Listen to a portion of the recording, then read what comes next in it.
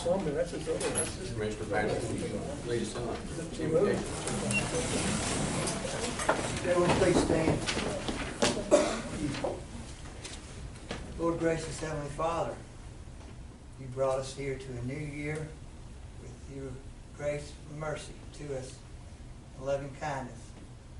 Lord, help us to always remember that you created this earth and we are just your creatures, Lord. Help us to look to you for wisdom, guidance, and Lord, help this meeting to be civil. Help us to, again, do what's best for the people that we serve. And we ask all these things in Christ's holy name. Amen. Amen. Join me in the pledge of allegiance to the flag of our country. I pledge allegiance to the flag of the United States of America and to the republic for which it stands, one nation, under God, indivisible, with liberty and justice for all. Thank you.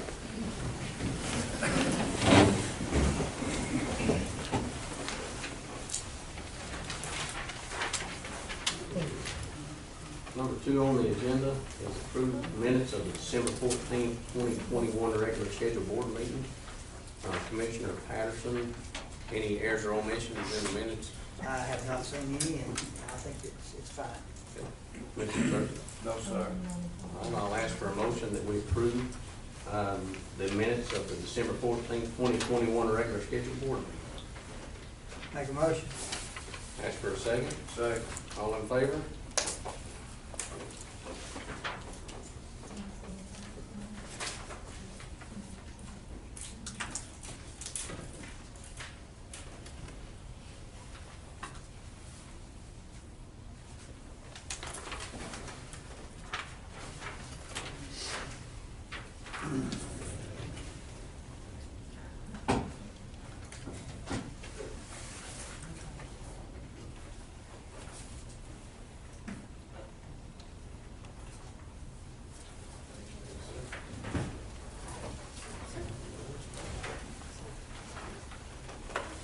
Number 3, we have a variance request from Lee R. Chip Stewart.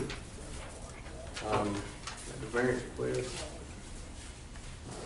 let's see, the variance requested is these houses are existing and is being sold as 2 separate lots. The houses are 8.5 feet from the now property lines.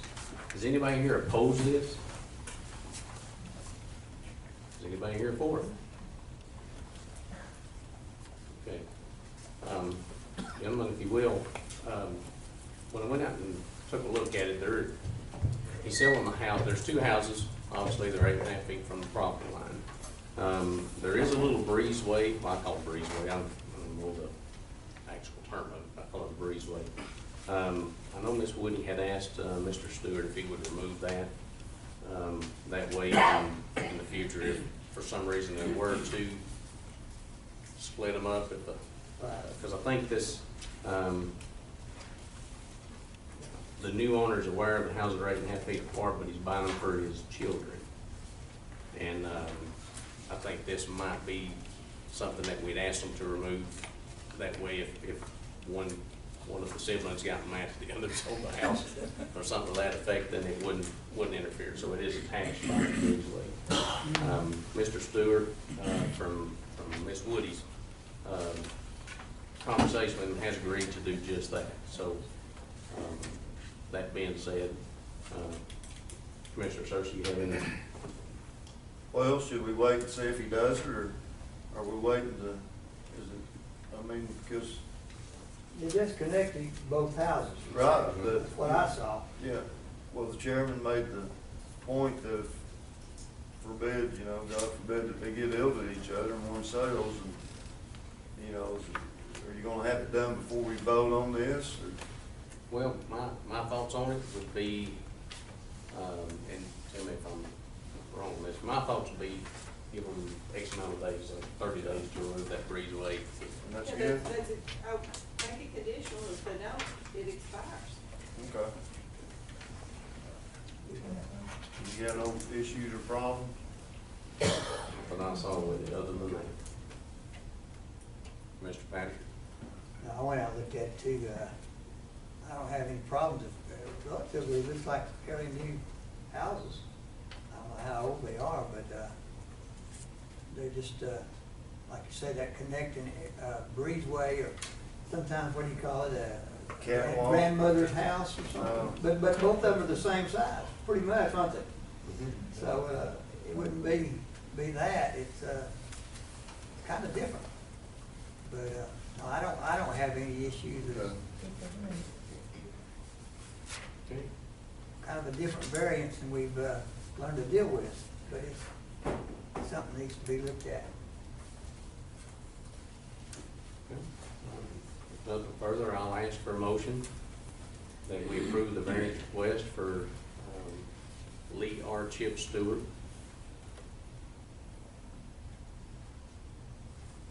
And I'll ask for that motion. I'll make a motion. Do that. Okay.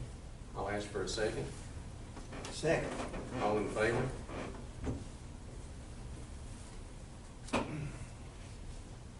We'll make the stipulation for 30 days. That sounds good. Okay. 30 days.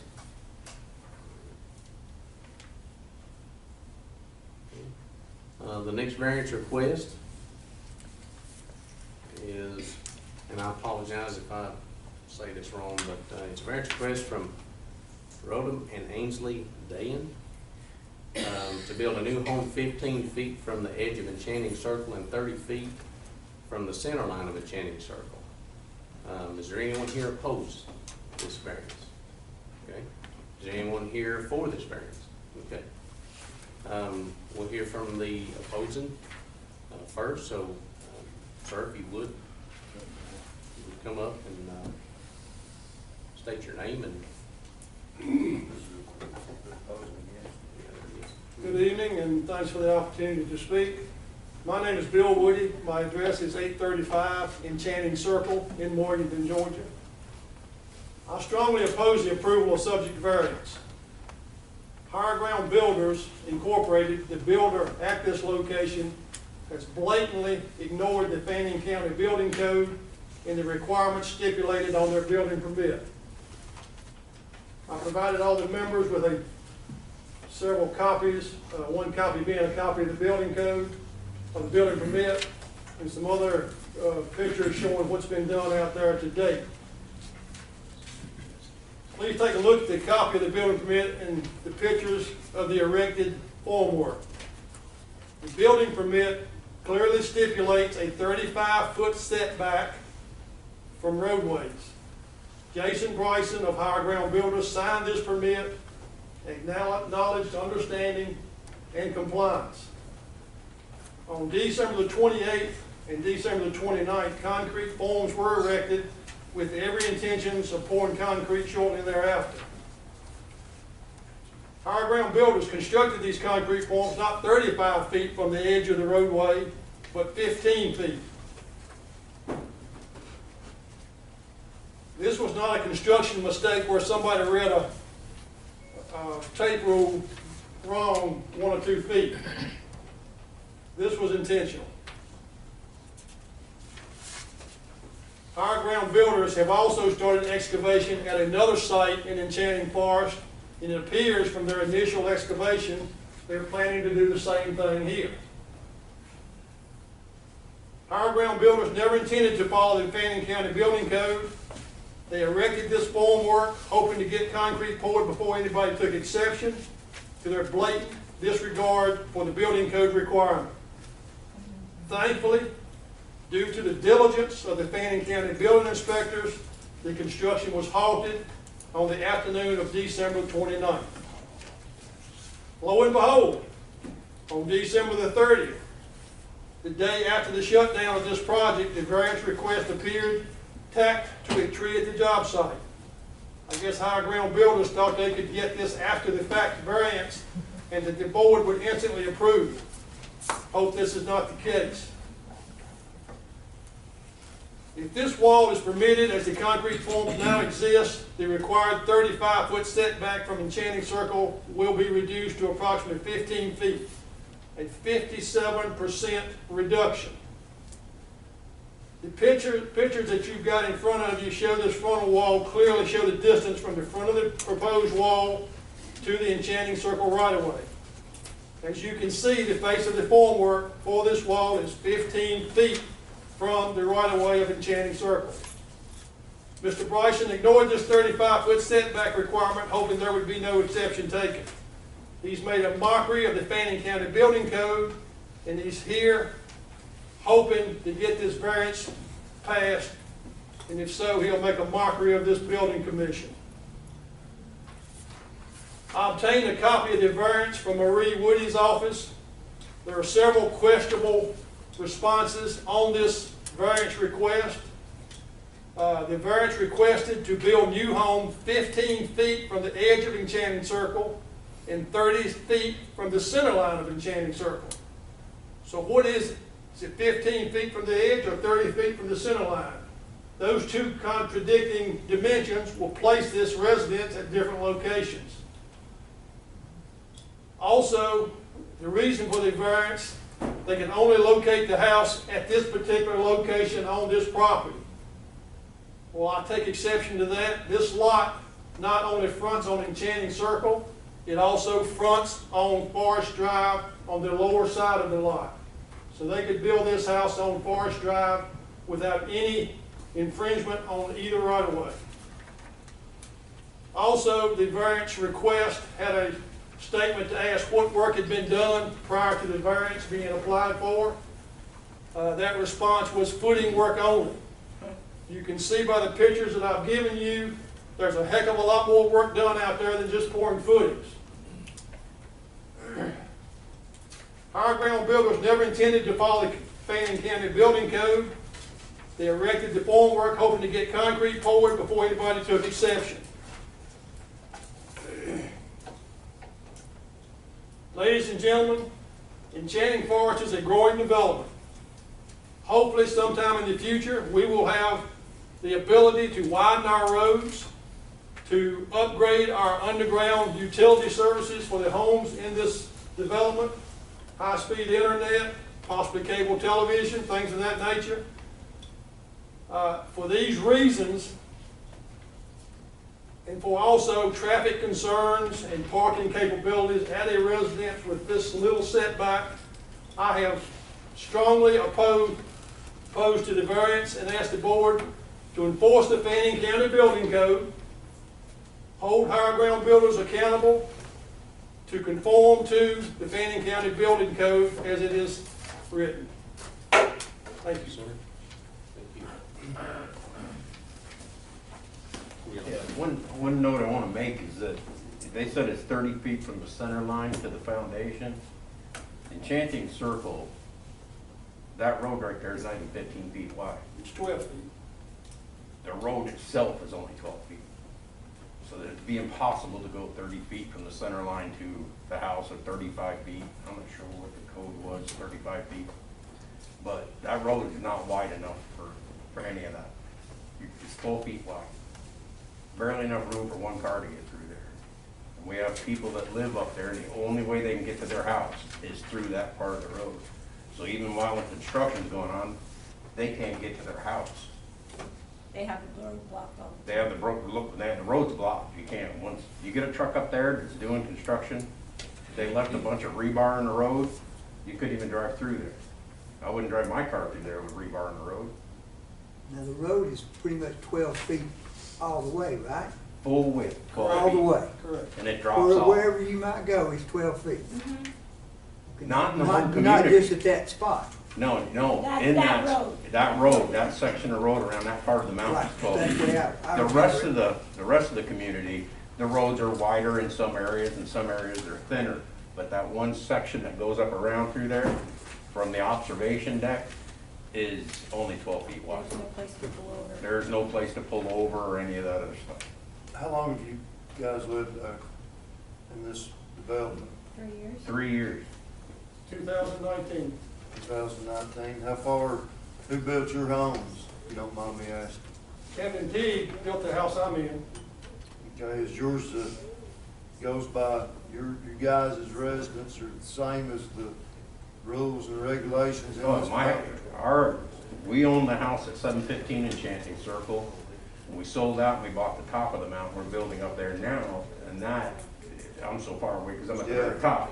But 715, that's 40 feet off the road, if not more. It's more. It's probably more than that. I mean, we, And it sits down, How many houses in this development? 27. 27. About 27. If you drive through Enchanting Forest, you'll notice that all the driveways to the residences are long and they're steep, okay? They are long and they are steep for the reason that builders in the past have done the setback rule of 35 feet, and that's what made these driveways so long and so steep. Mine is probably one of the steeper ones in the subdivision, but my house is 35 feet off the road as it should be. And that's what these contractors are trying to circumvent. It makes their construction process a lot easier, it makes their construction a lot cheaper, and that's the bottom line of this whole thing. Thank you. All right, Mr. Bryson? You want me to come up? Yeah.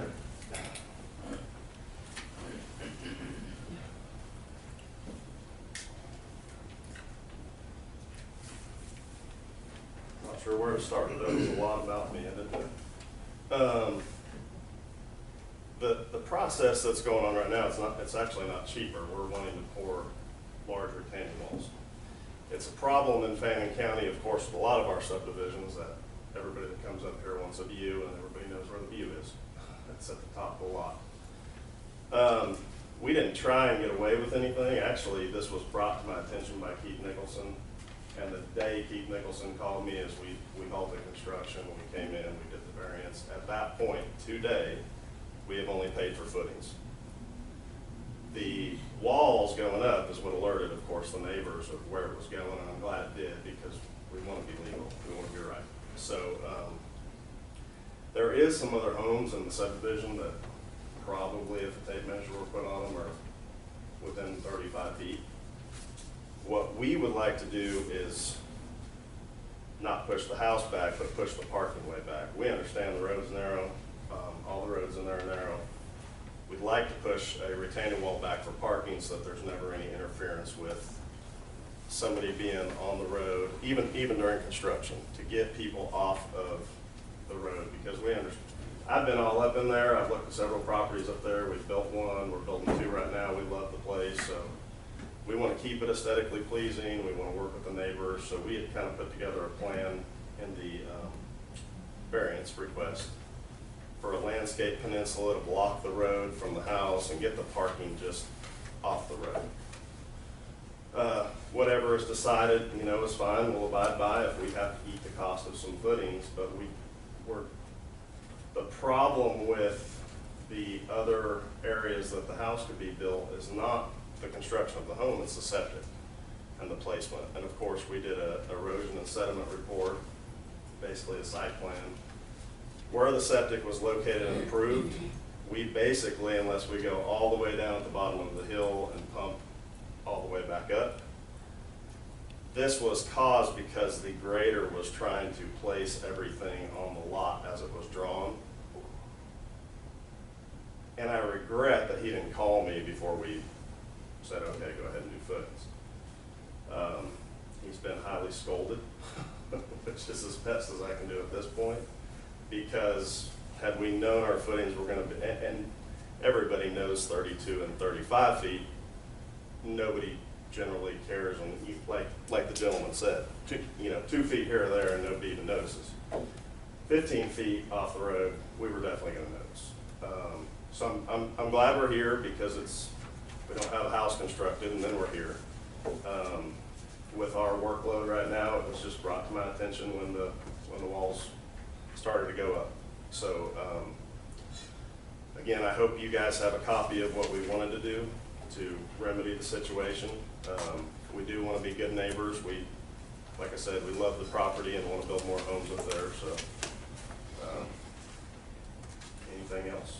Did you go get this permit yourself? Yes, well, I also have a power of attorney that can sign. My wife can also sign. Did you go get this permit yourself?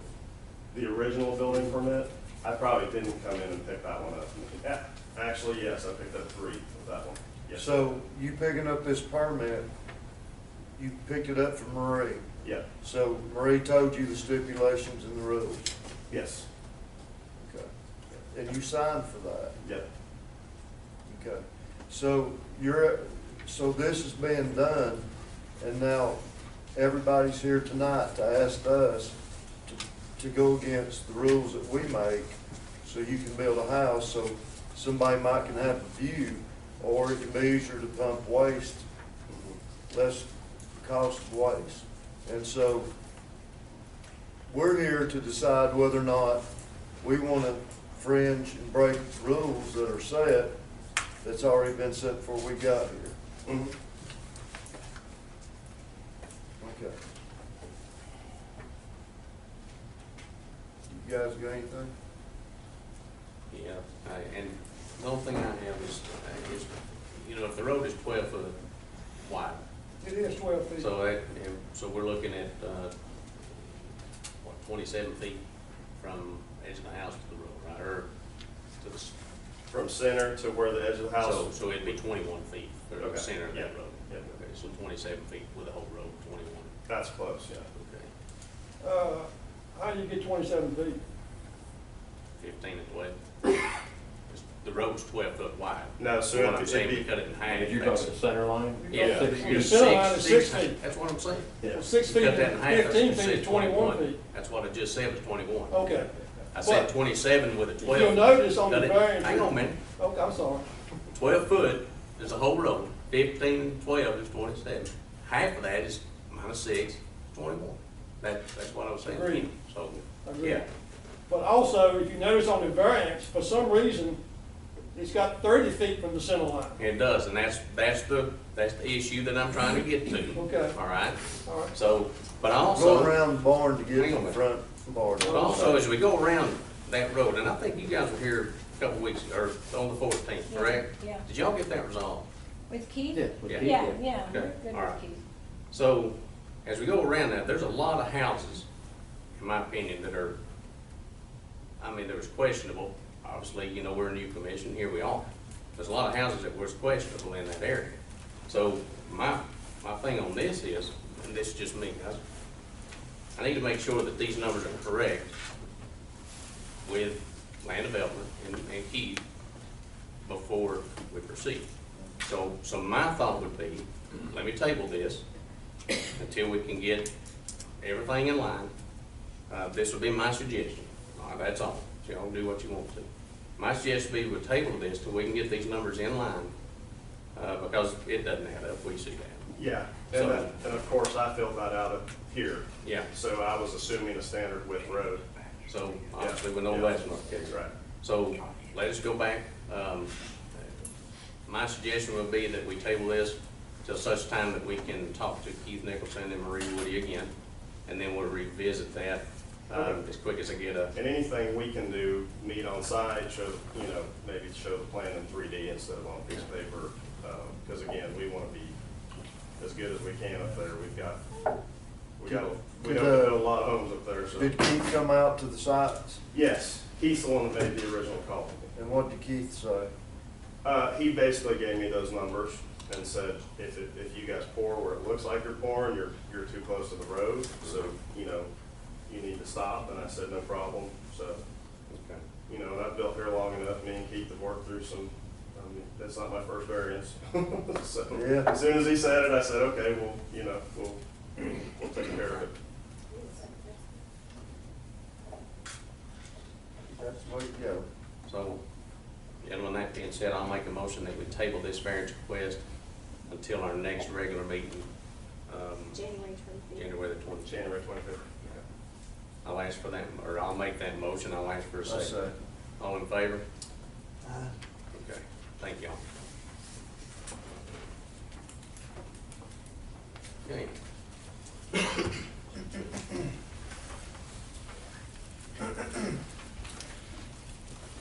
Number 5, it's the appointment of Cherie Rawson as Executive Director of the Fannin County Development Authority to replace Christy Gribble. And as we know, Ms. Gribble has decided to come off the Development Authority board and go into our Chamber of Commerce. So that left the vacancy, and gentlemen, y'all have anything on this as far as About 20 questions. forward on? Number one. I ain't got any. So I think, and correct me if I'm wrong, we need to remove Christie to We begin with. accept her resignation. Okay, we did accept her resignation. I think we all were in agreement on that, because she called each one of us individually, so. So we accept the resignation of Christie Gribble. I know there weren't, Mr. Green might get you to help me out here, but, you put that job posting up there for a while. There wasn't a bunch of people that jumped right in there in the mix. But there were different, we talked to different people about the job going to get it. So We did, that there were very few people applying for the job, but the applications that we received were quality mhm, applications. okay. We actually thought we had it filled Yeah. one time. And we did, and then right at the last minute, it didn't work out. Didn't work out. Everything happens for a reason, we know that, so, I think the, Development Authority had made a recommendation of Ms. Ralston, and after, we sat down and talked with her, that was, where we decided, where they decided that would be sent to us, so. Do you have anything, Mr. Patrick? No, I'm assuming that's your recommendation as well, correct, with the board? It was their recommendation. Right. Okay. Good. The full board supports this nomination of Ms. Ralston. Okay, We're very excited. good. Good. Mr. Searcy, anything else? No, I think it would be a plus. It's a win for Fannin. It should help us in many different avenues. So I mean, no, she's a fine, respectable person. I think she'll fit in really well with us. Nothing more, I'll ask for a motion that we appoint Cherie Ralston as the Executive Director of the Fannin County Development Authority. I'll make that motion. I'll ask for a second. Second. All in favor? Aye. Welcome. Welcome. We'll get you a list of everything that needs to be done by, Gotta have it done too. okay, number 6. We have the appointment of Keith Ledford to Highland Rivers Health Board for a 3-year term to replace Mayor Donna Whitener, who has resigned her post from there. Ms. Whitener wanted me to let everybody know that she'll still be a part of the Highland Rivers Health Board, but just in a different capacity. The Highland Rivers Health Board did meet and interview Keith Ledford, and that was their recommendation. Gentlemen, any discussion on that? Commissioner Patterson? No, I know Keith, and I think he would be a fine addition to the health board. No, sir, yeah, I know Keith too, known him all my life. I think he has, experience in that, position as far as relationship with, what the needs of that. So, and he comes from a good family, and I think Keith would be a well addition to it. Well, I'll make a motion that we appoint Keith Ledford to the Highland Rivers Health Board to replace Mayor Ms. Donna Whitener. I'll make that motion and ask for a second. Second. All in favor? Aye. Okay.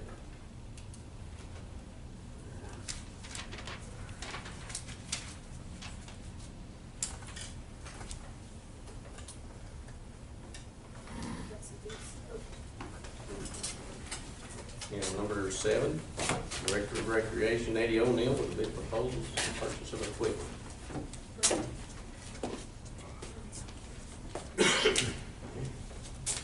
I think you yelled too much last night. Yeah. It appears in received 4 bids. All the bids were received on time. Ms. Walker is opening them. The first bid is from Integrated Properties LLC out of Chattanooga, Tennessee. The way they set their bid up, there was 4 bid items, and they gave us an individual price for each bid item. Bid item number 1, $378,575. Bid item number 2, optional item, $311,900. Bid item number 3, optional item, $247,900. Bid item number 4, $13,000, optional item, $13,000. And I don't know if everybody else's is going to be the same way, but let us hope they're similar. So for the record, bid item number 1 is a base bid item that includes all improvements to field number 6 except for irrigation. It includes all work to asphalt trail, grading, drainage, and other items as provided as needed to complete the work for field 6. Irrigation sleeves under asphalt and or concrete paving as needed for future installation of irrigation system. And that was bid item number 1, $378,575. Bid item number 2, which is listed as an optional item, includes all improvements to field number 7 except for irrigation. Bid item number 2 would proceed at the same time and by the same contractor as item number 1. Install irrigation sleeves under asphalt and or concrete paving as needed for future installation of irrigation system. And that was $311,900. Bid item number 3, again an optional item, provide irrigation system as per the design documents to include makeup well, pump, collector, main lines, and all components necessary to provide a fully functioning system for field number 6. That item was $247,900. And bid item number 4, optional item, provide irrigation system as per the design documents to provide a fully functioning system for field number 7. Bid 4 would be accepted only after bid item number 3 and would include work directly related to field number 7 only, and that was $13,000. So he's bid that, what we sent out for bid was total renovation of field 6 and field 7 with irrigation, with enough irrigation to add future fields. Yes. So we can really do it too. What you could do, just 2 fields, no irrigation. You could do just field 6. You know, you could do field 6 with irrigation, do field 7 later. So that's why you're seeing the bid come in like that. I assume that's what he's done. What would you rather do, Betty? How would you rather see it done? I would, just looking at the price of the bidding, probably with the money we'll have in the SPOS account by the time that project starts, it will probably benefit the programs better to just do the fields, and then irrigation can come at any point in time. The irrigation we knew would be expensive, so. So do 6 and 7 together Yeah, without the then we irrigation. can always do irrigation later, because it looks like irrigation is gonna be around 250,000 somewhere in there to irrigate all that. You think the rain or anything would not disturb that, Would disturb. the fields, until we irrigated? Would it hurt? If we No, had a I hard mean, rain, is it gonna get? What that shape? irrigation obviously is gonna let you do is wet your infields, but when we redo the fields, we'll have all that new sod like we do on field 5. Right. You don't have to worry about praying Okay. for rain in a drought time, so. Right. But, you know, it's really, Okay. not a total necessity, but a benefit, obviously, with sod. Okay. All right. Fortunately, second bid is from Glosson, GLOSSON Enterprises, Cornerstone Sports Group out of Kennesaw, Georgia, and they use the exact same format. So bid item number 1 is which is for field 6, $418,647.72. Bid for field 7 is $441,305.30. Bid item number 3, which is the irrigation for field 6, is $534,144.29. Bid item for the irrigation for field 7 is $18,372.88. Reckon they can knock off that 88 cents, folks? Did I tell you 72 cents on the very first one? You did. Okay. That was called Glosson. Glosson, Glosson. Let me read those again. No, you don't have to. Okay. I get the drift. That made me sweat. That makes you want to smoke a cigar, doesn't it?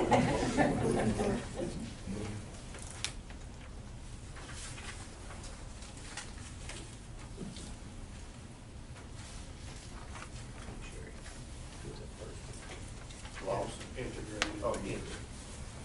There's only been 2 bids actually on the site, so I'm surprised that it's actually done a site visit.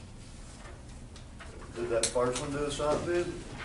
First guy was a site visit, the second guy, no, Glosson. All right, the third bid is from Game Day Athletic Services Incorporated out of Trussville, Alabama. Bid 1, which would be field number 6, $495,890. Bid number 2, optional item for field 7, $433,850. Bid number 3, which is the irrigation for field 6, $189,200. Bid item number 4 for the irrigation for field 7, $38,720. I'm presuming, Commissioner Searcy, you don't need me to read those again. No, that's pretty good there.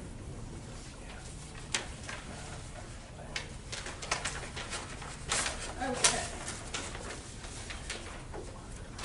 And this is from Tri-Skates Incorporated out of Cumming, Georgia. Bid item number 1, field 6, $556,813.50. Bid item number 2, optional work for field 7, $418,986.26. Bid item number 3, the irrigation for field 6, $224,800.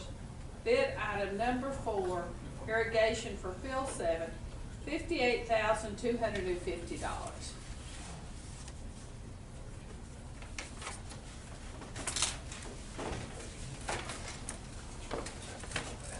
And I'll review all those bids and make sure. Integrated, Well, they had the lowest bid, By fall? yeah. Yeah, they actually done a site visit, integrated, and this game day. have you had any work? Do what? Have you had any work with them? Yeah, They do a good job? They done the infield and sod work on the 5 that we renovated last year, so. Holding up Not good. the grading part, they done actual field, so. That looks good. Oh, yeah, that feels awesome.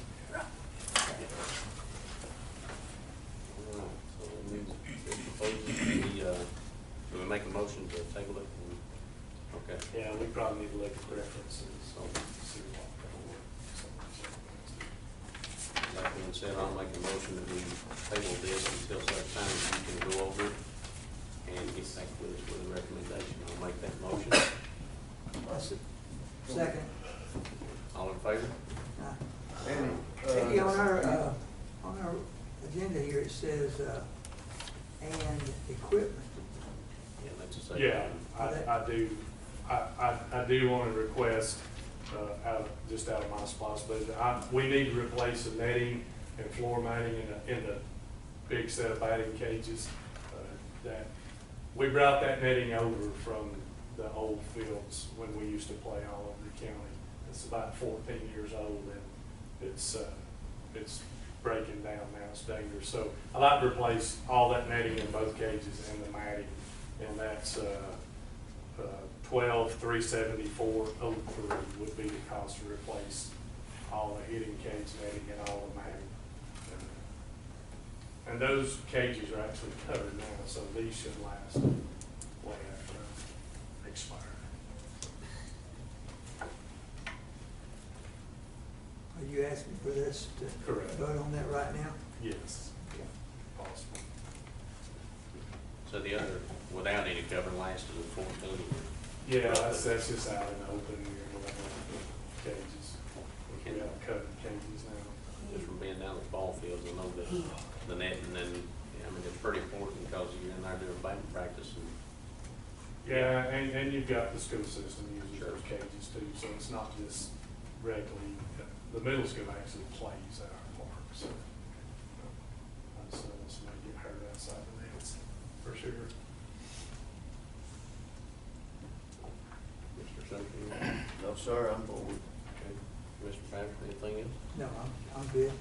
All right, I'll ask for a motion to approve this purchase for $12,374.03 to replace the netting and the matting in the batting cages.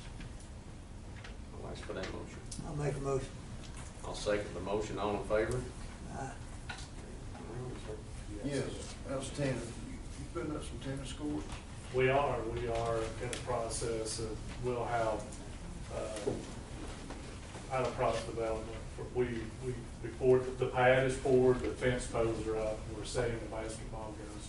We'll have, one pad will encompass a basketball court, a tennis court in the middle, and then it'll have 4 outdoor pickleball courts at the end of that closest to the rec center. So it's coming along this way, yeah, so. Good. Hope we can get weather to get the courts painted and striped, so this needs to be something. Thank you. Yeah, See if we can make a looks phone good. call. I'm sorry. I said, we'll see if we can make a phone call. You know a guy, right? Yeah, well, I don't know. Yeah, we can at least leave it You from did, there. Rudolph, we would. Well, Thank you, Eddie. Thank you, guys. Appreciate it. Thank you. Number 8, Public Works Director Zach Ratcliffe, here with our semi-annual Fannin County Road List edition of the practice. Good afternoon, John. Good afternoon. afternoon. With the road list, again, we review this thing twice a year, in January and July. And we've got a couple roads we'd like to add a few feet up. To begin with, it's Stykes Road. It's 300 feet. It's just right over here off Industrial, not Industrial. It's the end of Industrial and Middle Spring. I get my flags. Spell that road, S-T, Yeah. I-T-E-S? Yes. Stites Road? Yes, sir.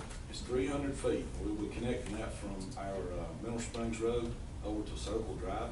Okay. That will complete that.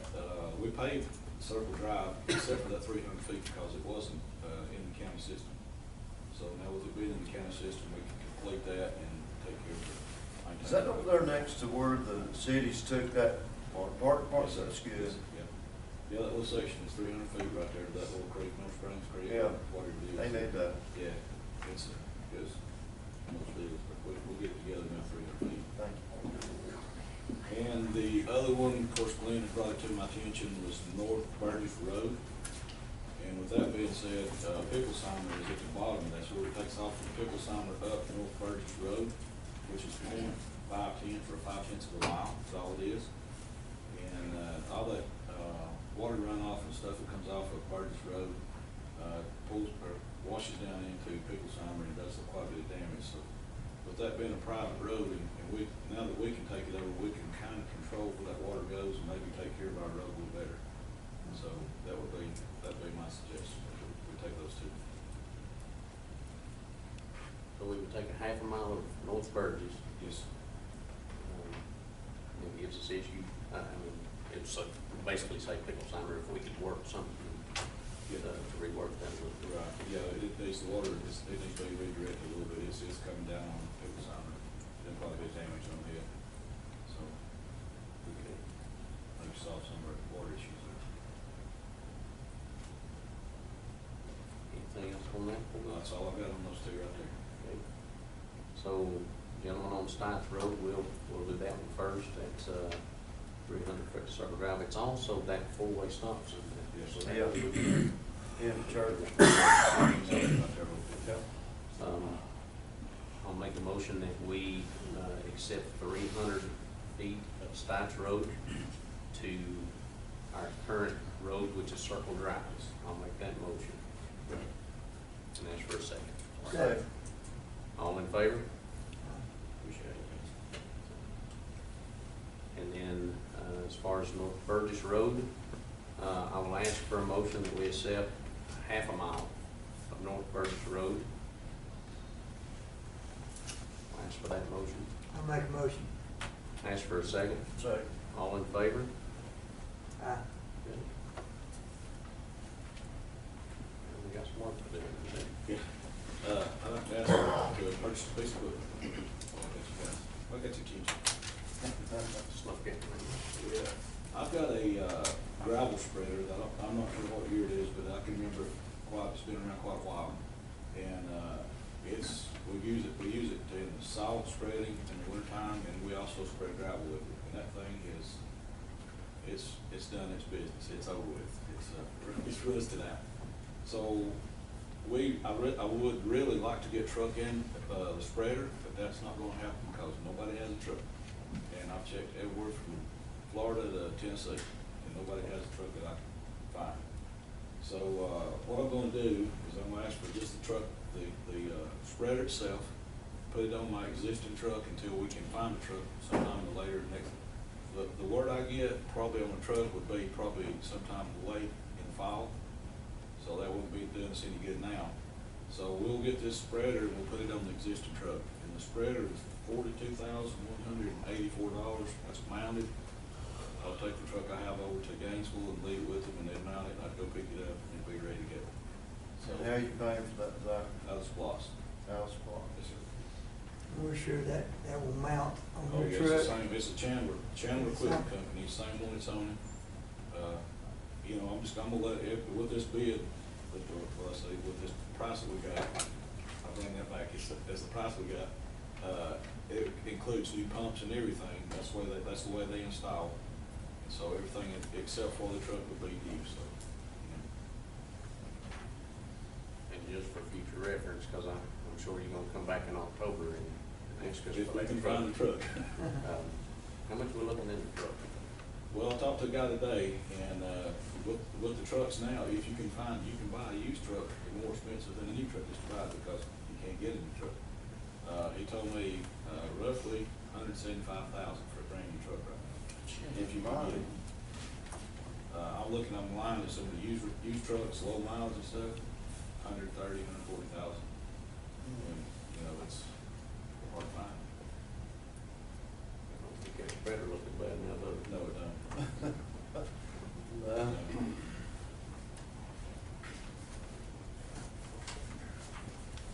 Well, I can say this, I went out there and took a look at, the spreader they took off that truck, and yeah, it's done.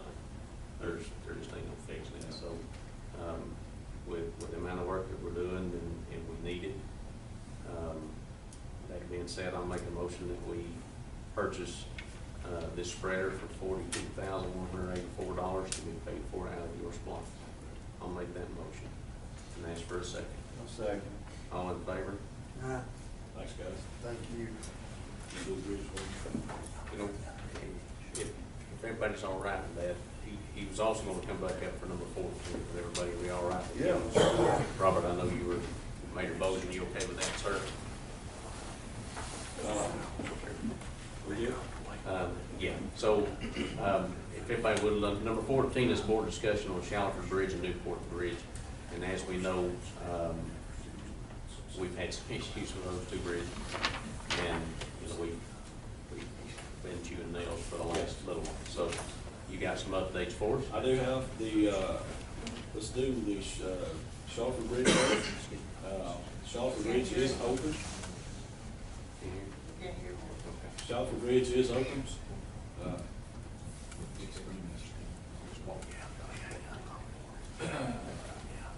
Shelford Bridge, can y'all hear me now? Yeah. Shelford Bridge is open with a weight limit of 3 tons, 5 miles an hour across the thing. That's the state's recommendation. 1 car at a time. So that's what we got. It was 7, and they reduced it to the 3 ton. So, they'll come back and inspect it in 6 months. We got to do a little bit of maintenance on the bridge, which is really nothing that can't be done in a couple of weeks, and we don't have to close it for that. So I think we can knock that out pretty good. So right now, we're good. Well, we're thankful for that. Also, I talked to the district engineer in GDOT. He told me that the consultant that was drawing the plans for the new bridge, they had a fire lit under this past week, and they were going to be getting some plans going. He said pretty quick, and he would be talking to me about letting the contract sometime very soon. So we got things rolling. That might be, it might be a wake up for them and us. So yeah, we get some things moving. How long has this been in the works, Zach? Well, it was before I was here, I can tell you that. So it's been that long? Yeah. You've been there how many years? It's my 5th year. 5 years, and this has been an ongoing issue for the county. Correct. So we've inherited an issue that we're solving right here. It's We'll get it 100, fixed. it's 101 or 2 years old now.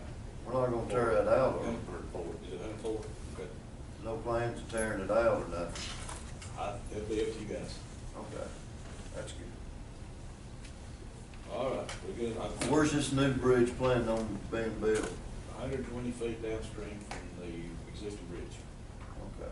What kind of bridge will it be? Is it gonna be something to suit our area? It'll be a concrete bridge, all that. Well, I would imagine to be something similar to Yeah. what replaced the Van Zandt Bridge. Yeah, that's what I think. I don't know that, we're looking at, a bridge. I mean, I can't tell you what they have in mind, unless they got something, got a bridge. We're talking about the, Newport Bridge now. We do have a plan in place. KCI is our consultant, that you guys hired for us. Actually supposed to meet with them, was wanting to meet with them today, but they had some prior something they had to do, but they're gonna meet in the morning. Have a plan approved by GDOT to fix that bridge from the ground up, what we're gonna do. And, we don't know any details until we meet tomorrow for sure what it's gonna be, but that bridge will be opened back up, my understanding, under the same tonnage that it is right now. what is that? 25 tons on big, huh? It was 27, I think that's what it said on the rig. Yeah, 27 on the tractor trailer and 27, 20-something on the truck. The school bus will cross, it's no problem. So, like I said, I don't know what the house is gonna be. I've got a ballpark, but I don't think it's gonna be as bad as what we're gonna have to replace the bridge for. I think we're gonna be in pretty good shape for that right now. It should be a quick fix. When these guys get in, and they've got 2 companies that they're set ready to do that. We'll do probably a bid process to get them, who bid them. And, they talk like they can do it pretty quick. Okay, cool. So you're gonna get bids in the near future, next month? So we probably start next week or this week. Okay, so we'll deal with it next meeting. Probably so, if we don't have to do something different between now. All right, I mean, I'm looking, trying to make this there you go. just happen as quick as we can make it happen. Good. Try to get these lectures taken up. Yeah. It's been a big deal, but we're getting there. Hey, I'm thankful we're this far in. Yeah, good. Thank you, Dave. Thank you, appreciate it. Thanks for the update. Number 9, make a motion, with Fannin County Sheriff's Office, to talk about the camera system at the detention center.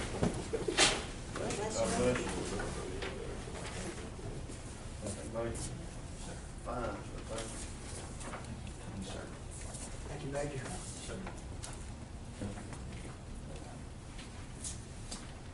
Good evening. Major Rosen with the Sheriff's Office. I've handed you 6 quotations from 3 different companies. The last 2 in your stack happen to be 2 quotes from 2 of the other companies that also did full quotes. These estimates are for replacing parts of our camera system that they hopefully think will possibly repair our system. Of course, as you well know, anytime you start replacing parts, you'll start finding out that other things are wrong too. So we looked at possibly just replacing a couple of DVRs and maybe a few cameras. But in looking at that, we thought that we'll replace those DVRs, and the next thing you know, we'll find out that the cameras don't work, and we end up replacing them anyway. So we went ahead and got some additional quotes for the replacement of the full systems.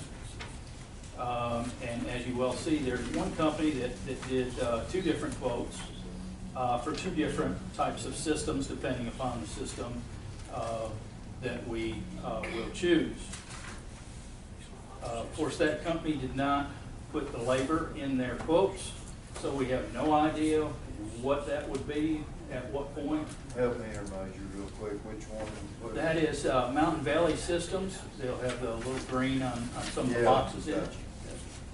He didn't include labor in his quote, so that's troubling to me, simply because we don't know what he would charge and how long it would take him, and kind of like, you know, replacing tires on your car. Just tell somebody to replace them, and you don't know what you're going to get. Exactly. The other 2 are from Blue Ridge Surveillance LLC and ETC Security. Both these companies are good companies. The replacement of both of these systems are badly, actually the system in the jail is badly needed. As you well know, the jail was built a number of years ago. It was the original system that was put into the jail. In 2010, we came in and we did some work to that. We added quite a few cameras and DVRs, but like anything else that you deal with nowadays, these cameras are very, very old, since they're now from 2010. I think we have maybe 6 or 7 cameras that exist that still work out of 30-some cameras that are in the jail. This is a big security issue for the detention centers. They can't see what the inmates are doing. They can't see what they're doing. They have to constantly go back there, of course, as well as document. All these are recorded, so anything that occurs back there, whether a scuffle occurs or something might be damaged back there, we can't tell. We have to constantly get back there and watch these folks. So we're requesting to replace the system in the detention center, which would include adding 13 new cameras to the system in several blind spots that we have in the detention center, as well as a few outside the detention center that we've discovered over the last couple of years that we have issues.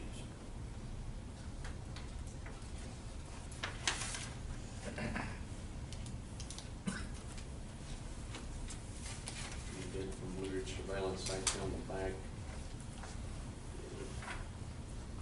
We got 2 Blue Ridge Surveillance, don't we? One's labor, I believe. One's in the back, one's in the front. The one that's in the back is, that one is the partial.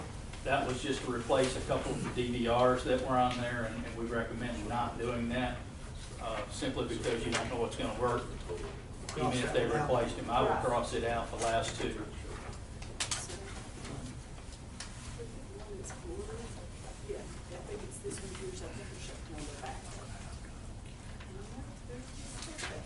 Where's the, oh, here we go. That's on the back.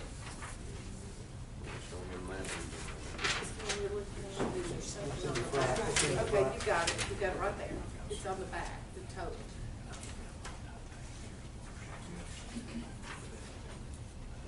So give us the prices again on those 3, so we make sure we're talking about apples and apples. Okay, Blue Ridge Surveillance quoted $58,749.49. Okay. ETC Security quoted $57,960.98. And there are 2 from Mountain Valley. One is 44,820.39. Of course, that does not include labor. And the other for a totally different system is 42,661.39, not including labor.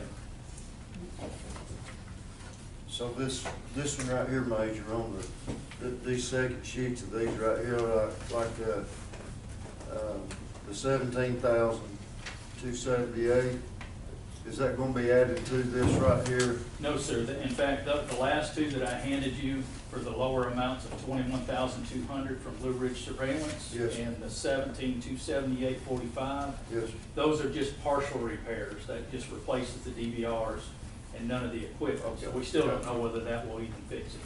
Okay. Gotcha. Major, what is your recommendation and why? I have worked with each one of these companies in the past.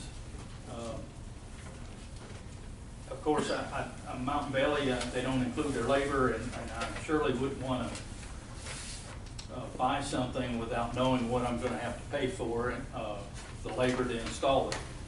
I've used them in the past on some of our fire systems that we have, and currently it's been replaced by a system that Blue Ridge Surveillance come in and put in for us. So I've used them in the past, and I would recommend Blue Ridge Surveillance simply because of the workmanship. They come in and they'll stand behind their product. Personally, I believe they do a great job.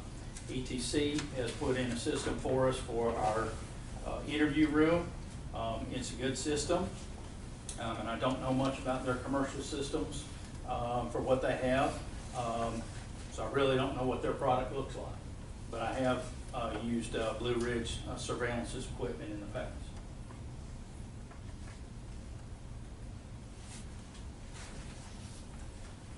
I'm gonna have to agree with you on Mountain Valley Systems, and again, this is nothing against anybody there, nothing personal at all, but it looks like you would definitely put in the labor price in there with it. Did you tell him?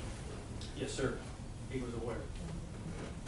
Well, we do so much with ETC too, I mean, it's just, you know, They're both good companies. yeah, yeah, Yeah. years of existence too, means a lot, I think.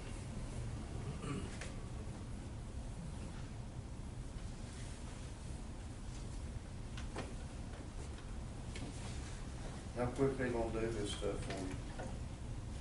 We don't have a date really scheduled as far as how long it will take them to do this. There's a lot of work that's going to be required. As I understand, the wiring is going to be different, so they'll have to be getting into some of the crawl spaces up and around the facility and replacing some of the wiring and cabling and things of that nature. So I'd assume it'd take quite a bit of time to do. Obviously, they'd have to get the equipment when it was available. So we're looking in the next 3-4 months to try to kick this off if we can, get some safety back into the jail, and hopefully they'll be able to do a lot of this with ease in some of the areas, and some of them are going to be very difficult to get to. I think, Bozie, where would this money come from? We would hope that this would come from the Public Safety SPLOST Fund, is where we're looking to take that from. Major, again, just because Blue Ridge Surveillance is a little bit higher than ETC, it's just, you feel the familiarity? I do. I've worked with this company. I've worked with both companies, actually. I've worked with both of them. We have some systems right now. I think we have one system with Blue Ridge Surveillance out at a range, and we have our current interview system with ETC Security. So we've used both companies in the past. Both systems are working very, very well. Very little issues. So you ain't going, okay. Basically, it comes down to about $788.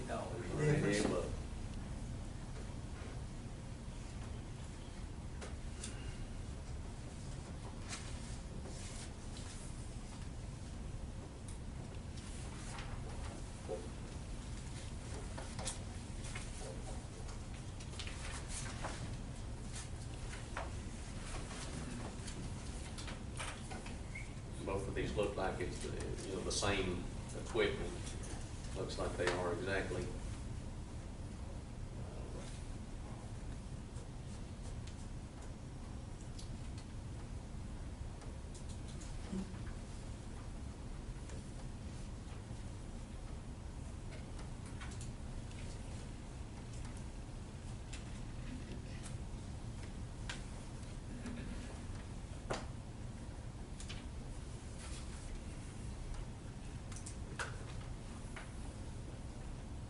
All right, gentlemen, any other discussion?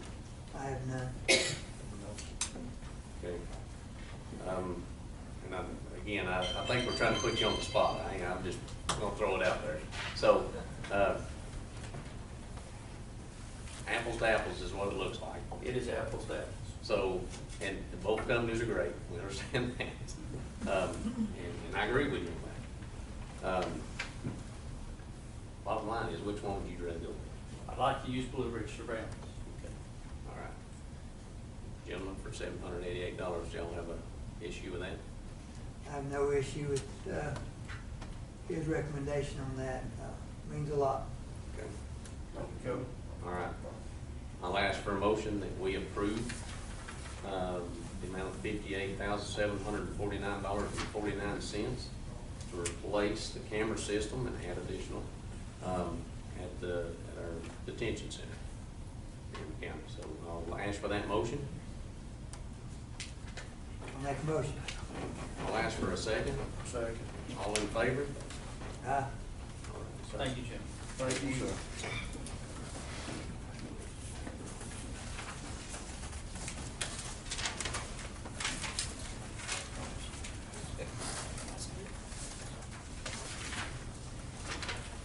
All right, the next item on the list would be number 10, it's EMA Director Robert Graham, with a change in our public alert system. Mr. Graham.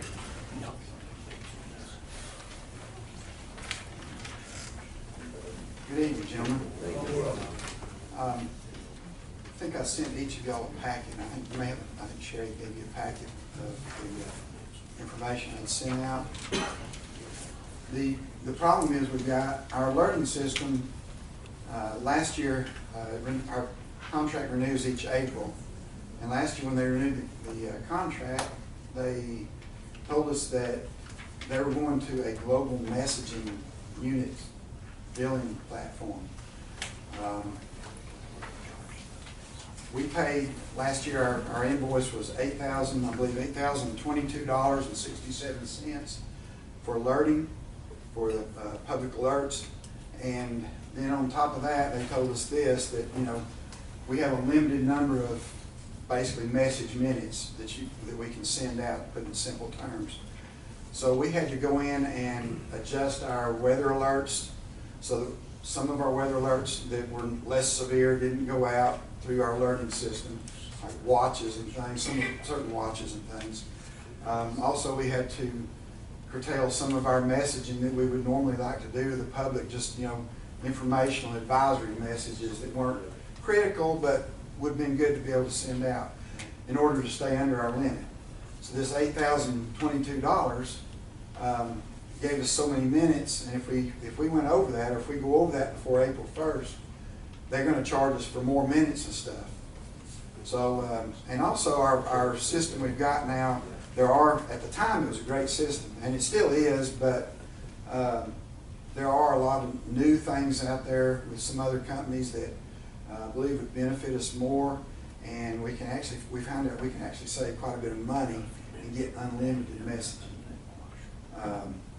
We looked at 2 or 3 companies that, in addition to the company we have, the top 2 that we picked from that were Code Red and HyperReach. And out of those 2, they both have very similar features and different things that they can be used for and stuff. But the HyperReach seemed to be, well, actually it is, let's see, it's $993 cheaper than the Code Red with basically the same features. We actually wind up saving, if we go to this new system, HyperReach, we actually wind up saving over $2,000 a year. And we can lock our contract in for, I think, up to 5 years, which is, I would recommend trying to do that to keep from getting a price increase over the next few years. So we can get unlimited talk and text for 2,000 less. Yeah, yeah. And what does the red light offer? Code Red offers, Or Code Red? they offer the unlimited also. So they're offering the same thing, are we gonna save any money?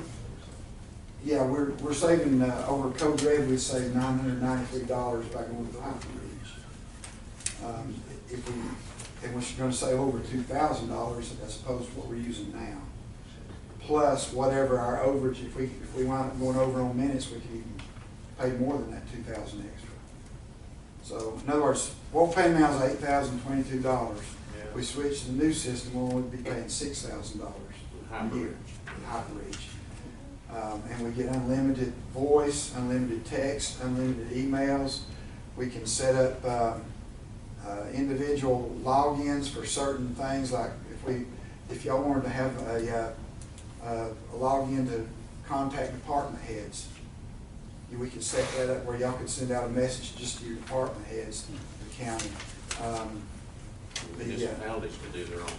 Municipalities can do their own, like for water outages and stuff. We can set them up a login, and we can actually confine their ability to send a message to their jurisdiction. We basically draw a line around the city of Blue Ridge, city limits, and anything they send out is basically just going to go to that group of people.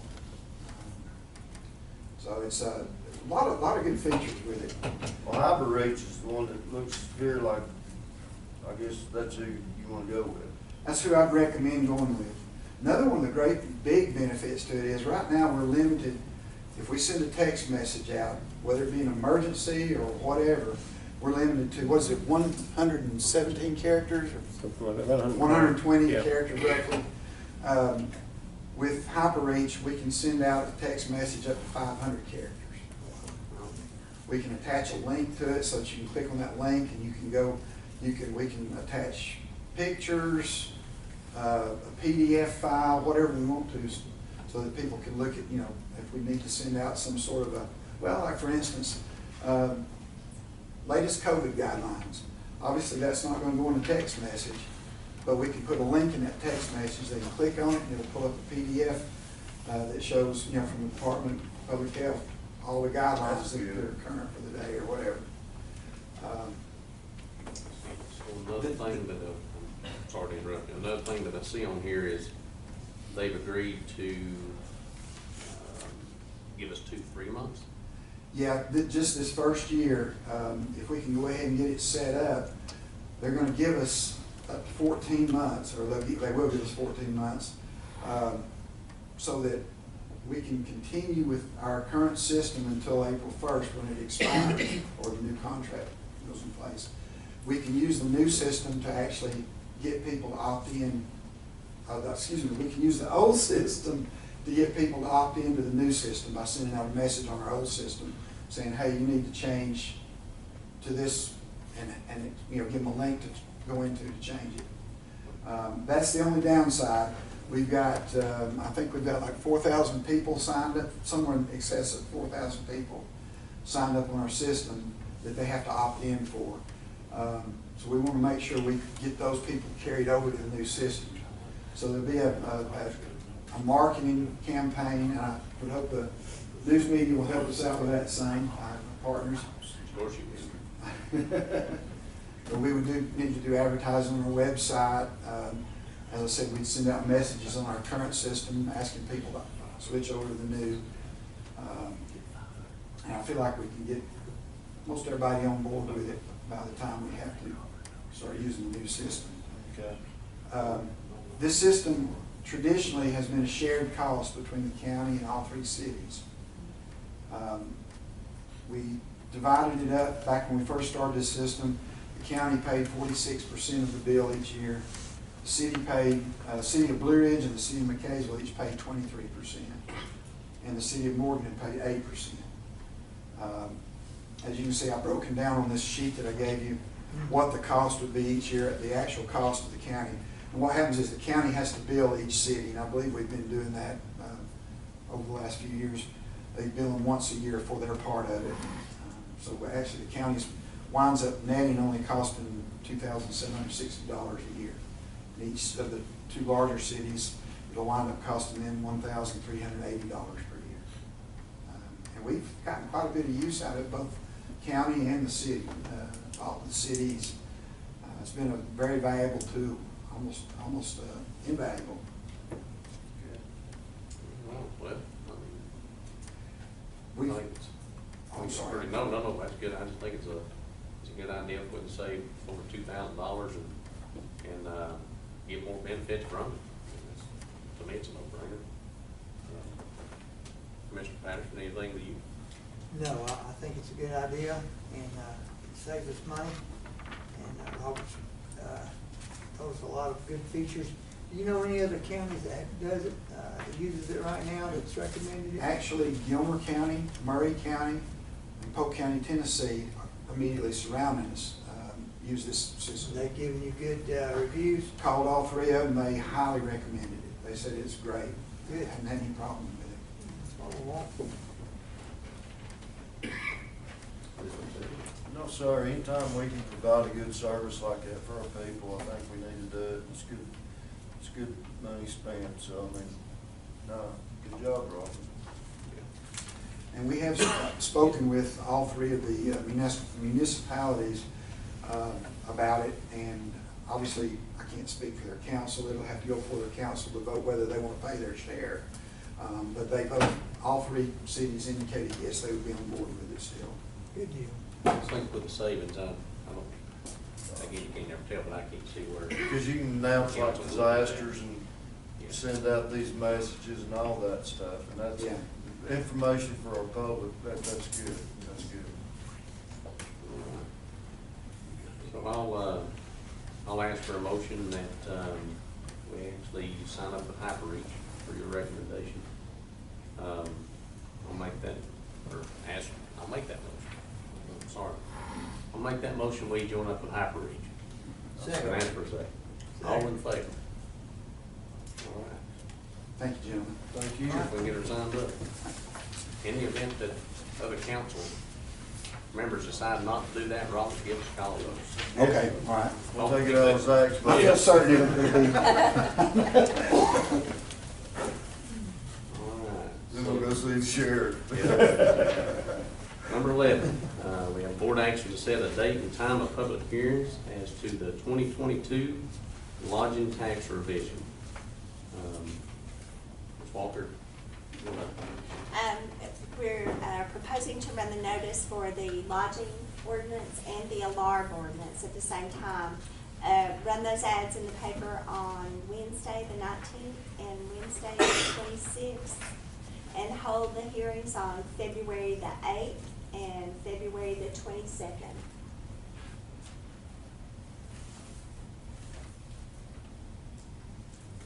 And the adoption of both of those ordinances would take place on February the 22nd of the regular schedule meeting.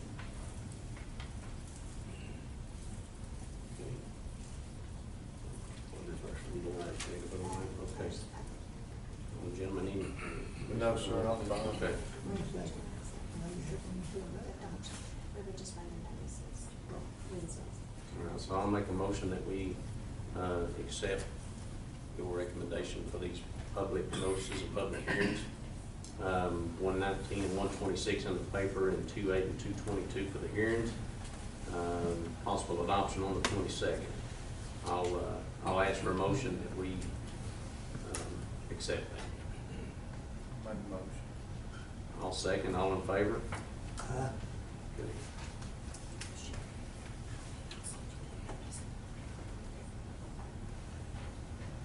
So number 13 is a board discussion as to the tiny home subdivision moratorium. Gentlemen, it's just amazing how time flies.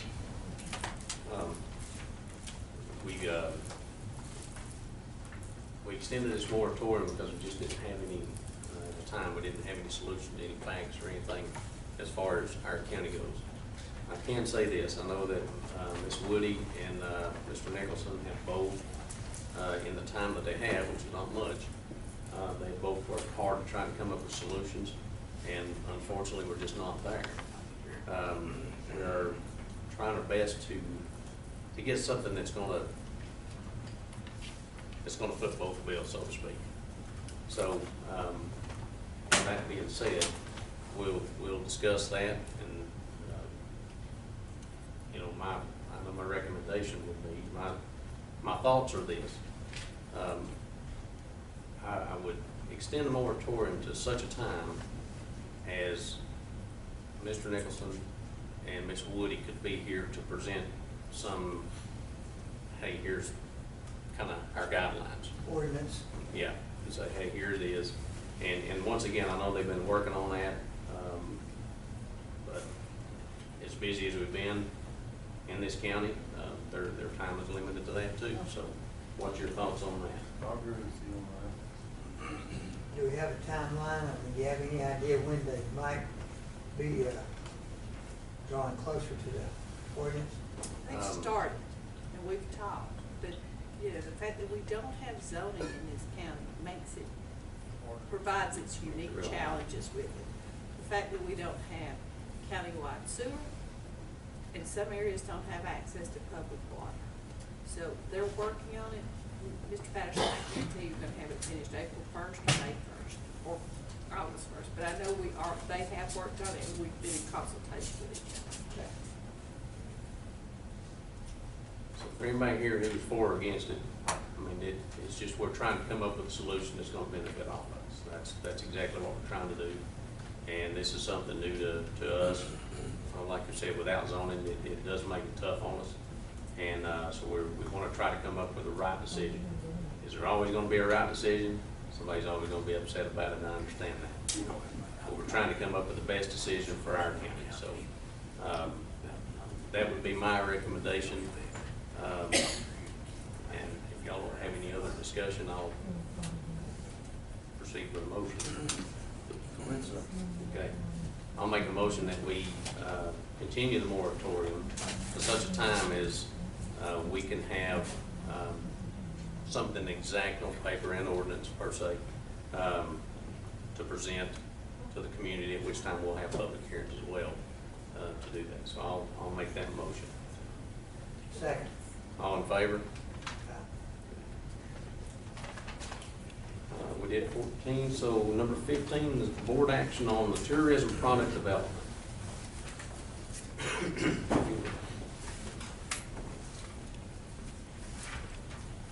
So as, gentlemen, as we know, we worked with Chamber of Commerce last year to get the additional 8 1/3 set up as a tourism product development to be used by the county in its efforts to give back to our city. So I'll read this. So it says, Fannin County Chamber of Commerce has been the designated fiscal agent of the county for tourism and marketing. The success of their efforts is apparent through the SPLOST and lodging tax dollars that have been generated and continue to be generated. Tourism product development funds must be spent on certain projects. Some of the projects overlap with programs already being done by the chamber. Some of the applicants for projects overlap. The chamber has a rubric for determining the best use of these dollars. Making the chamber responsible for the distribution of all the tourism product development money makes sure that the greatest number of the qualified program agencies are funded and avoids duplication. So we approved last year, September, last year, to allow them to be the fiscal agent of the 8 1/3. That's correct. That's correct. And we are doing, we're going to amend that. We're looking to amend the contract to continue to do so. Is that correct? Well, they would then they would administer the money that's allocated to theirs, and they would help with the administration with the tourist product development money that is allocated to be under the county's control. All of the commission would still have a seat at the table, but it would just prevent Happy Farms LLC from applying from this organization and the chamber, when in fact maybe we should give X dollars to Happy Farm and X dollars to Sac Farm. So in essence, we would still have It was that just- 8 to 30. They would just do the they would receive the applications, they would weigh the applications, and they would be responsible for making sure that all appropriate forms were filed with the state. But do we decide where that money goes and how it's Yes, spent? yes. That's under Yes. our control. Everything would come into them, and then they would come back to you. Okay. We would sign off. So they're, even though they're receiving that money, they're putting that to the side. That's like them saving us a savings account, basically. Right, I mean, it still has to be accounted for Right, separately. I understand that. It's just, the best example I can give to you is that many years ago, various churches and organizations in this county had benevolent funds. 20 or so years ago, these area groups formed Good Samaritan. And everybody put their money into one pot, but they helped you this month, but next month they're gonna help him because they helped you last month. Or it would prevent somebody from going and having you and you and you all in the same month. Right. Okay. But we decide where that money goes. It would, yes, they would come back and they would come back and talk to you. Okay. When you say they'll come back and talk to me, are you Well, saying? no, if they said, hey, we suggest, if they came and said, hey, we suggest you give it to Jolly Green Giant Park, and you say, I don't know anything about Jolly Green Giant Park, but let's go out to our parks and spend X number of dollars, yeah. Okay. Yeah, yes, Okay, sir. cool. I can understand that. Just have to ask. They're gonna do the vetting. They're Okay. gonna do the vetting and the paperwork. That's good. Okay, I'm good. Right? I'm okay with it.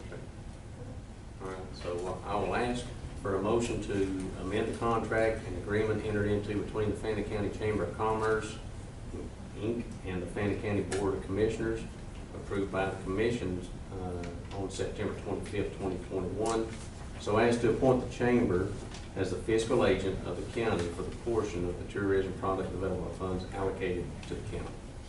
Can you give me a percentage again, Mr. Chairman? It's 8 1/3. 8/30. In addition to our 50% that we split already. So I'll ask for that motion. I'll make a motion. Ask for a second. Second. All in favor?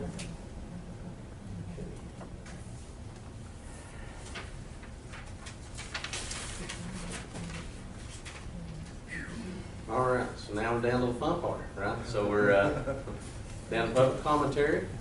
If anybody has anything they'd like to say, please raise your hand, come up, tell us where you're from. Come on up, neighbor. Looked like he's at a dead sprint when I said it. I appreciate it, gentlemen. Yes, sir. How My are you? pleasure. I speak for myself, and I know I speak for others, but I can't enumerate them right now.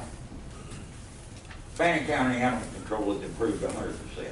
Thank you. This gentleman and Mr. Cornett are primo. That's the first thing I have to say. Second thing I have to say is I'm a little disappointed in the last action that you took. My personal opinion is Chamber of Commerce needs to receive a whole lot less money than they're receiving right now. I have friends all over the United States who see Blue Ridge advertised everywhere. Big time. I see people now in this county that can't afford to buy a lot to build a house on, much less to build a house. And I see people coming in here spending $800,000 average on a home. What are the people in this county supposed to do? I know eventually things will change. Everybody will improve. Everybody will have a better education level. Everybody may have a better income level. But what's going to happen for the next 20 years? How are those people going to survive it? And I know all of y'all are thinking the best of this county, and I do too, but I personally believe right now, just like seeing what was going on in Blue Ridge, at their city council. I think this county's growing too cussed fast for its own good. And I think something needs to be done to at least look out I'm not a native, but I've been here for 20-some years. I have a lot of good friends. And I see them living on the raggedy edge right now. I see adjacent taxation driving their property up because some jackass builds $1 million cabin. And they had nothing to do with it. It's like the little lady that lived down here on the lake 20 years ago, 18 years ago. Her husband had worked for the county for years.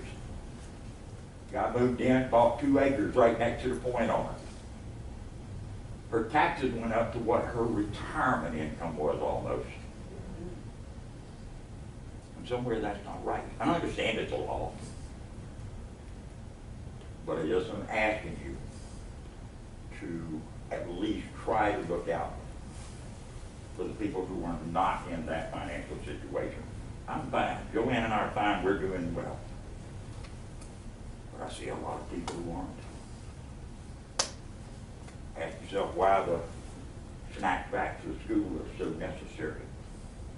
Ask yourself how many people are living under bridges around here. And ask yourself why. And it's not your fault.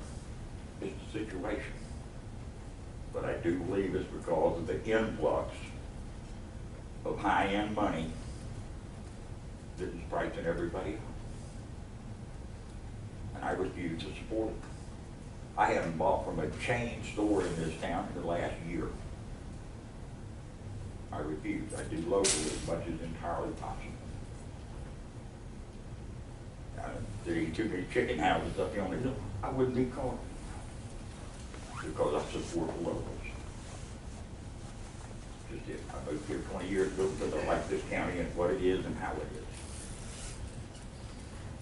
And I believe that we should take care of the locals first. Thank you. Wait a minute before you walk off. Sure. Is it okay to say something? Okay.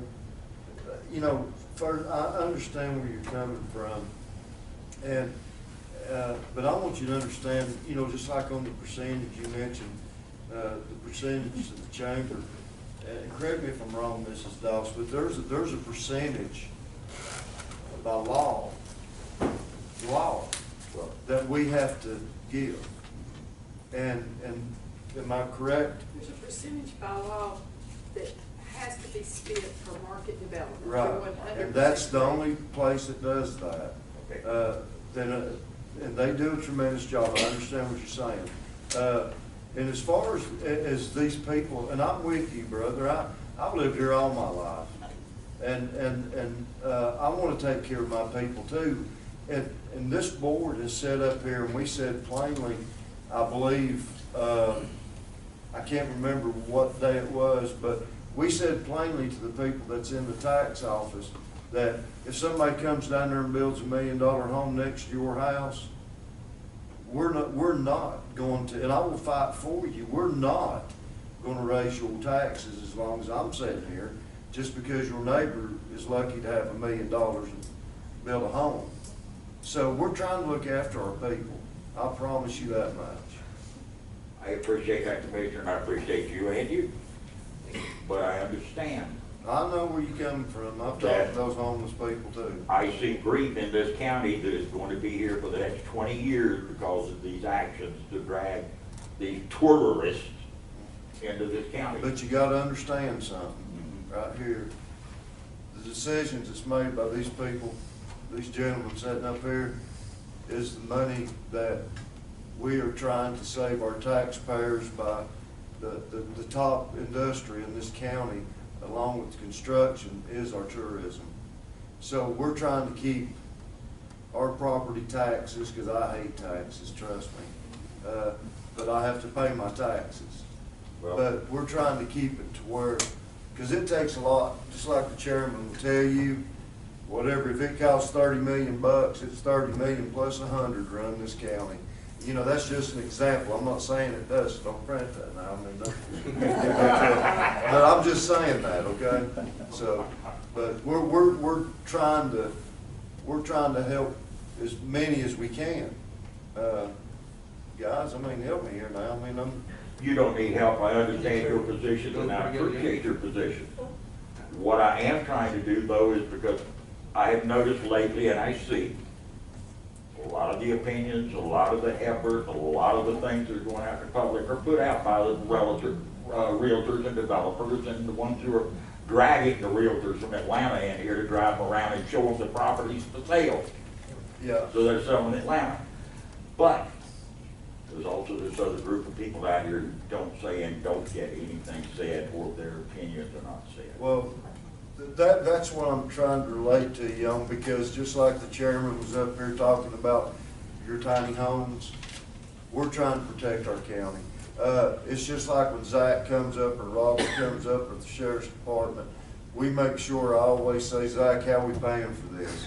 We're paying for that from the people that come in here and spend their dollars in our county. And we're not touching this general fund as much as we can. So I mean, and we're giving back to our people with good roads, we're fixing bridges, we're fixing things that should have been fixed before we got here. Man, Jamie's new at this, Glenn's got one term under his belt, but we're figuring out and finding out, well, where does this come from? You know, we're having to, so by the grace of God, we're trying to do it the right way and get her done. We're not putting it off on nobody.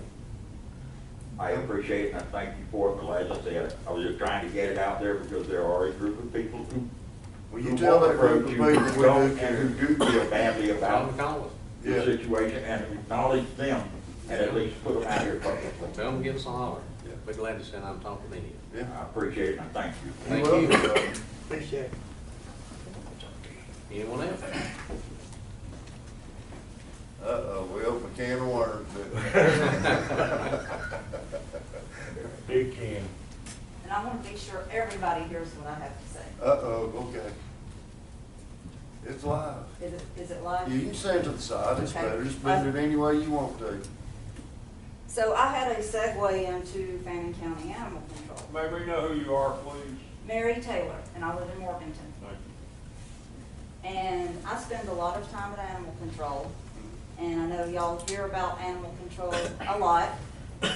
And I have put together some information from 2021 as far as statistics, things we've accomplished. So people that don't come to this meeting, that may watch the video, can know some of the things that are going on that otherwise they may not. Is it all good stuff? It's all good. Sit right there next to her, make sure she's ready. I know her email address. Give her a copy of it, okay. All right, go ahead, I'm sorry. Okay. So in 2021, can everybody hear me okay? Okay. We had 458 intakes into our little animal control. We had 440 of those intakes that were rescued or adopted out of that facility for a 96% success rate at getting those animals out. We had 12 that were still sheltered on January 1st, 2022. And we did have 6 that were euthanized, not to make everything all rosy. It was, you know, things happen. We can't help it. Now, this is all yearly, right? The annual? This is 2021. Yeah. And this is just my information from volunteering out there many, many hours a week. Right, right. So,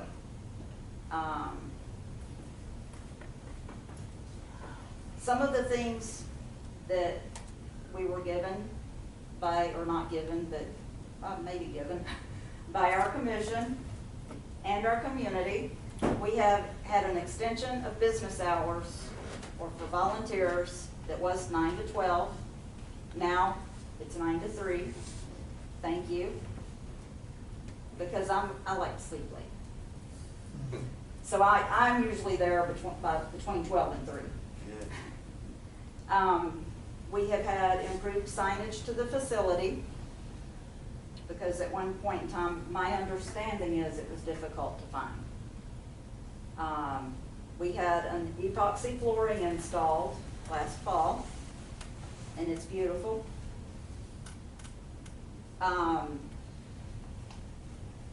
Yep, this was late last fall.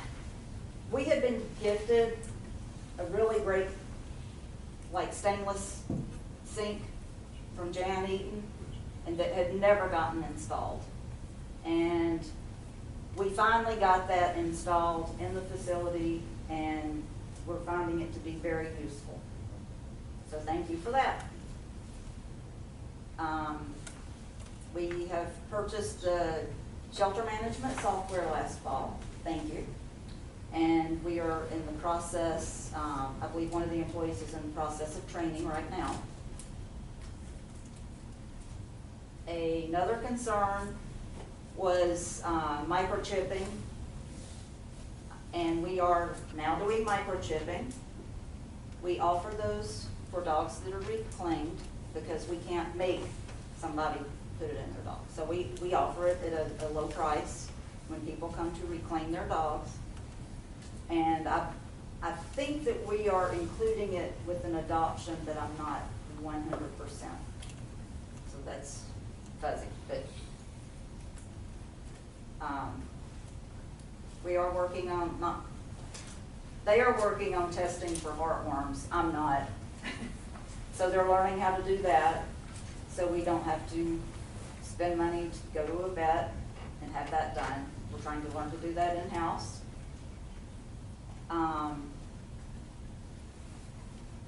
So that's the training for heartworms. Now, also I want to say last but not least at all, also that J.R. Cornett and Luke McDonald, two of our officers, have completed their training for the state of Georgia, and they are now certified in the state of Georgia for performing animal control duties.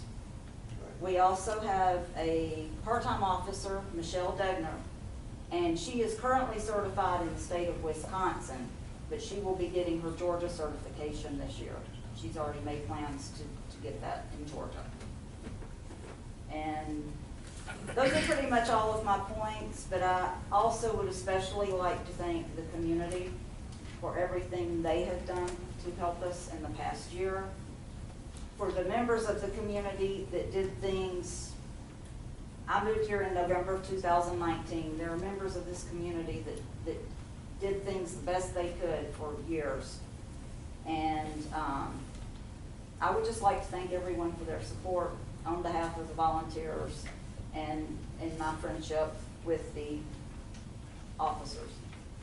Because when you start caring for those animals that nobody cares about, you get to know a person. The end. All right. Thank you. You're welcome. Thank you for everything that you do. We appreciate it.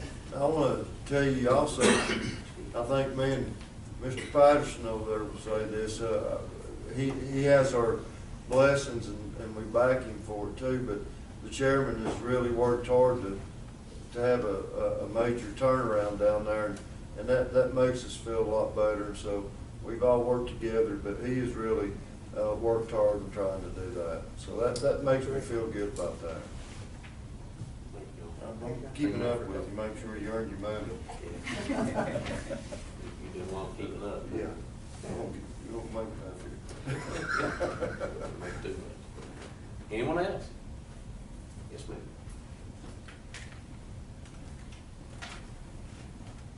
I'll try to be quick. I know everybody's tired. I'm Ginger Rogers. I'm a local, as you can tell by my accent.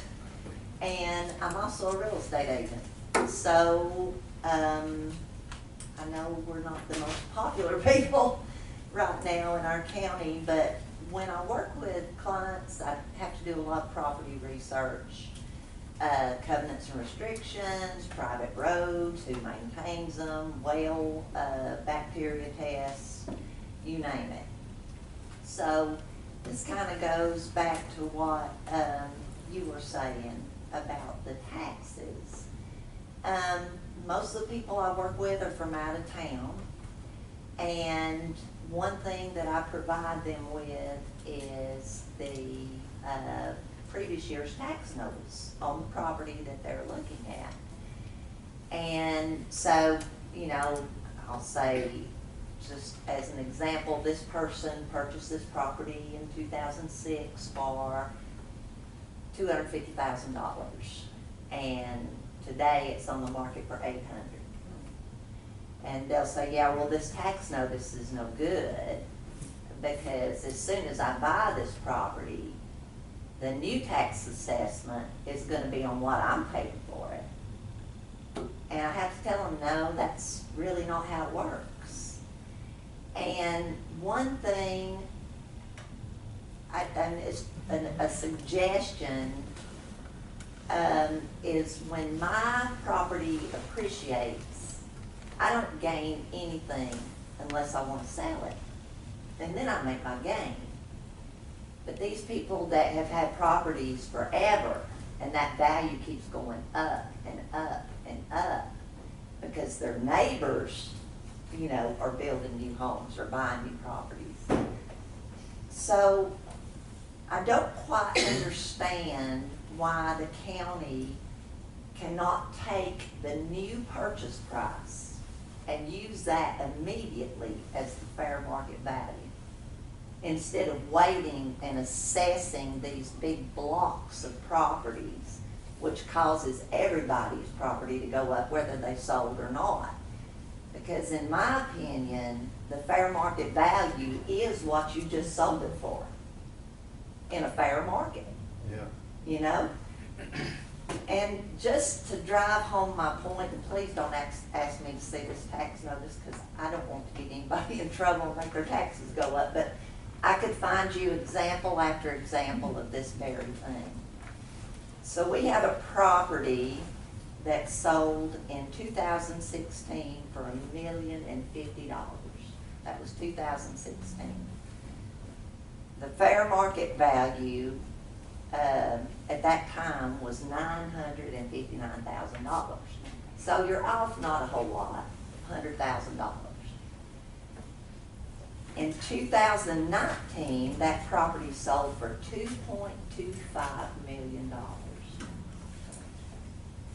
The fair market value in 2019 was $978,000. Then, in 2020, it sold for $2.375 million. And as it stands at the end of 2021, the fair market value is $978,000. So that is almost $2 million right there. So here's the really sad part, is when you get to the assessed value of that $978,000, that's 40%. So it's getting taxed on a value of $300 and something thousand for a property that's sold for $2.375 million. So when they reassess this property, when they get around to doing that particular section or whatever, let's say your grandmother or your aunt has a piece of property next door to it that they have no intention of selling. They don't want to sell. This is where they live. Yet their property values and their taxes are going to go up when that happens. So it just seems like a easier thing, or a more equitable thing to do, is as soon as the property sells, the new owner decided at that point in time what the fair market value was of that property. There's no need to go out there and assess it. Sounds logical. I mean, that's just a thought. The second thing I wanted to share with you guys, if I've got time, and I'll try to make it quick, is when I'm showing property, I have to go to home inspections quite a bit. And I wanted to ask, when somebody gets a vacation rental permit in Fannin County, does anybody go out and do a safety check on that property before they give them a permit? That is a good question. I'll answer To the see Jackson if the Horn. banisters are this Yeah. low on the porch, and if they've got beds, bunk beds in a room that have no egress in case of fire, anything like that. Would any of that fall under the building inspections when they're done? You see what I'm saying? Right, I feel like when they're opening these little mini hotels, that somebody needs to go out there and at least make sure their kids aren't gonna topple off a deck. I agree with you. Because that's gonna fall under the, you want to start an ordinance, code enforcement type, would that fall under the? Yeah, that'd be the building inspector. I mean, that would fall, in my opinion, that would fall under the building inspector of whoever built the property. I'm not 100% sure because the building codes would change from year to year. Mhm. But just a current safety check for, the egress one bothers me a lot when I see people being invited to sleep in these basement rooms, and they always put the kids' bunk beds down there. If you get a fire in the den, you have no way to get them out. So, bacteria in the water, things like that, you know.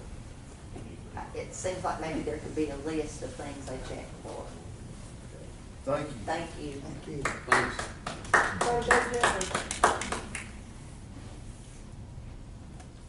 Anyone else? Wait. Shall we for dinner? Kirk Williams, Norwalk.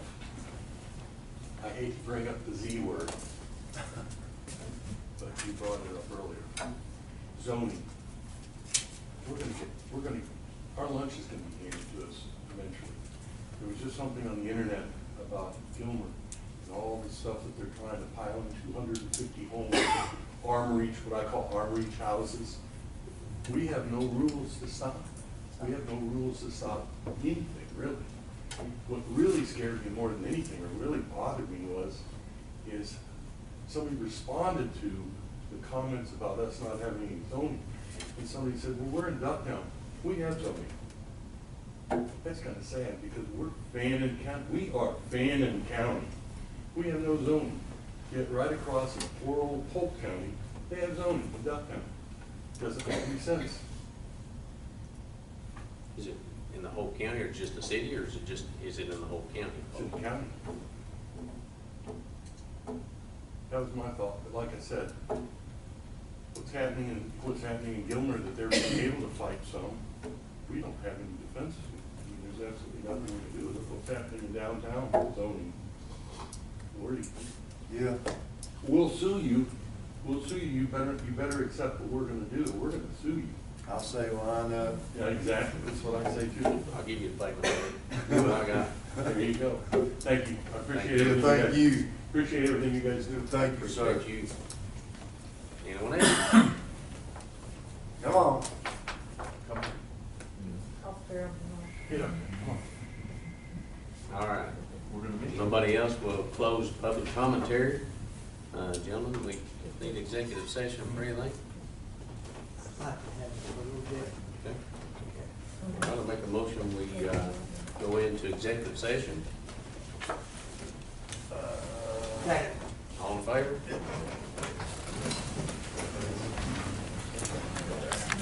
Motion that we come out of executive session.